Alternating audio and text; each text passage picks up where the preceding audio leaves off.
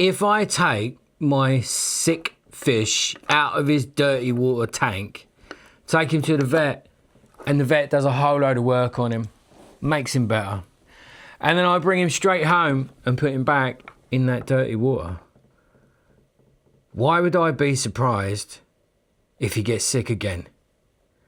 And I'm not trying to be clever here, but people do this a lot with themselves. You cannot heal within the environment that made you sick. Now, before everybody starts, that doesn't necessarily mean you have to leave the environment.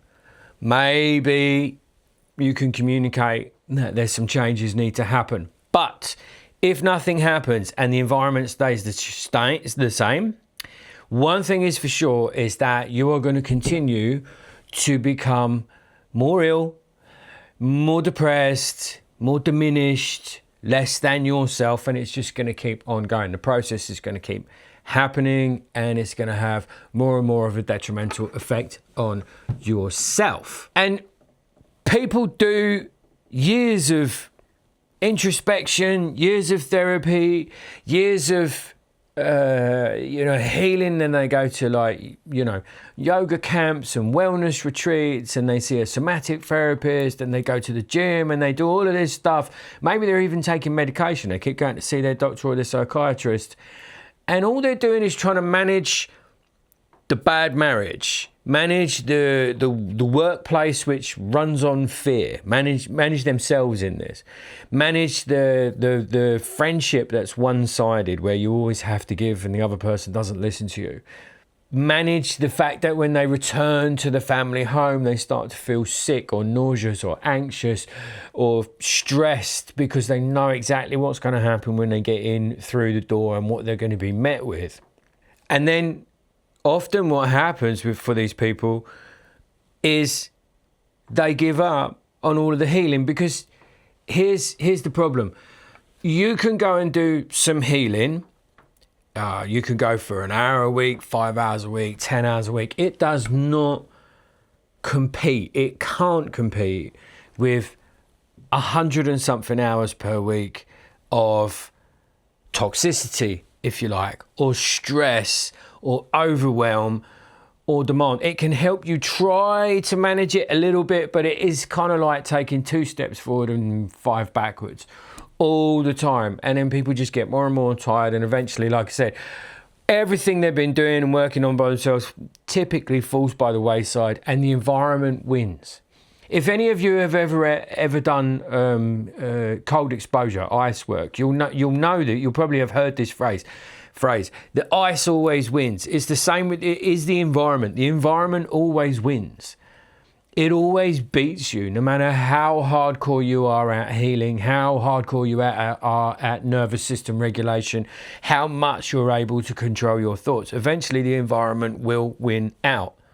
And all that typically happens for people is they're able to just kind of like manage it. They just get through.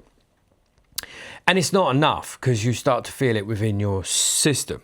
So what are some of the things that we can change? Well, first of all, you could completely change your environment. But for most people, that's a really, really difficult task. You can't just like walk out your job, although some people do. At some point, I've worked with a lot of people, and I know a lot of people who have just kind of said, enough's enough. This is damaging me so much.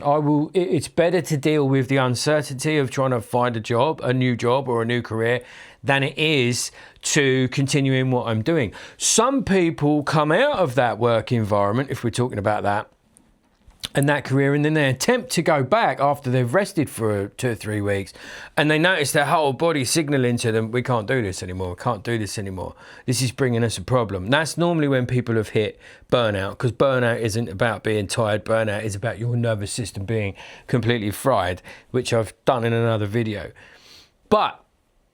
And typically these places, whether it's the family home, the marital home, workplace, there are these messages that are reinforced through other people's behaviours, which are you don't count, you're not good enough, what you do isn't sufficient, you're always this, you're always that, you're too sensitive, you're too this, you cause me problems, look at the pain you're causing me. That's another big one in family. Look at what I have to sacrifice for you.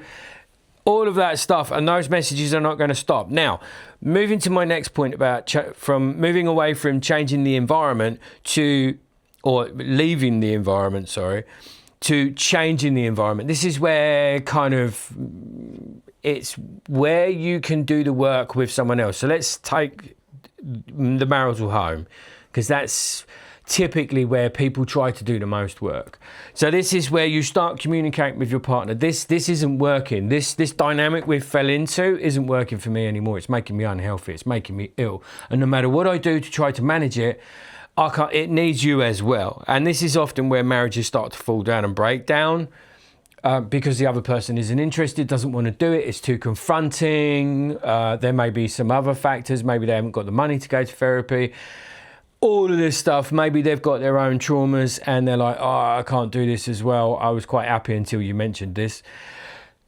But often couples attempt it, and some have it to great success.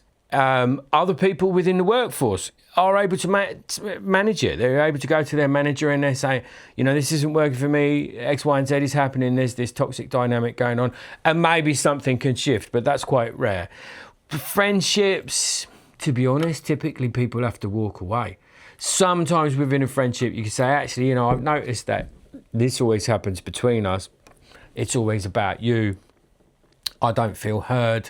And the other person, if they're a really good friend, is highly likely to say, oh, shit, I didn't know that. I didn't realise that. I didn't even realise I was being that way. Yeah, I'm busy dealing with my own stuff. I'm sorry. That was not my intention. And you can build it from there. Sometimes you meet the defensiveness. And if you hold still and hold firm on that, that might relax them, because people are defensive when they feel unsafe. Sometimes when they realise it's safe, the defences drop and they're able to communicate and start to actually do something. Sometimes the defences kick in and that's it. The friendship's gone. In which case, it was never going to last anyway. It was always going to run in a certain trajectory. So in those cases, you become an object for each other in each other's lives. You are the person who I just unload onto. That's your role in my life. And you realise this is what we do. And there is no other optional dynamic for this friendship or this marriage or this relationship at work unless I am doing X, Y, and Z. And then you know the answer. Then you know you have to change the environment. You have to remove yourself from it. As an aside, I get this a lot when I'm working with adolescents who maybe have toxic dynamics at home. It's the same problem. We can do all the work in the room and then they go home and it all gets undone. The only thing you have to realise when you're an adult is that you are no longer a powerless child. You are a capable adult. You have, hopefully, financial resources at your fingertips. Hopefully you have some work. If you don't, then you need to start work building there as well. So you're starting with a bit of a deficit, but that doesn't mean it's impossible. The same within the marriage or within friendships. Sometimes you actually find that you can work with it, or you can move away. If you don't want to move away, say for instance from a friendship, and it's like, well, why is that? Is it because I haven't got any other friends? Is it because I've become so entrenched anyway? So you kind of look at what the potential blocks are within that, because you are not. Remind yourself, I am not a powerless child. I am an adult within all of this, and I can make decisions. They might be hard decisions, and it might be a rough ride after you've made that decision. Walking out of a workplace is no easy thing. Walking away from a friendship or a marriage after you've tried 100 different ways to make it work is no easy thing. Or it doesn't have to be a marriage. It can be a long-term relationship as well.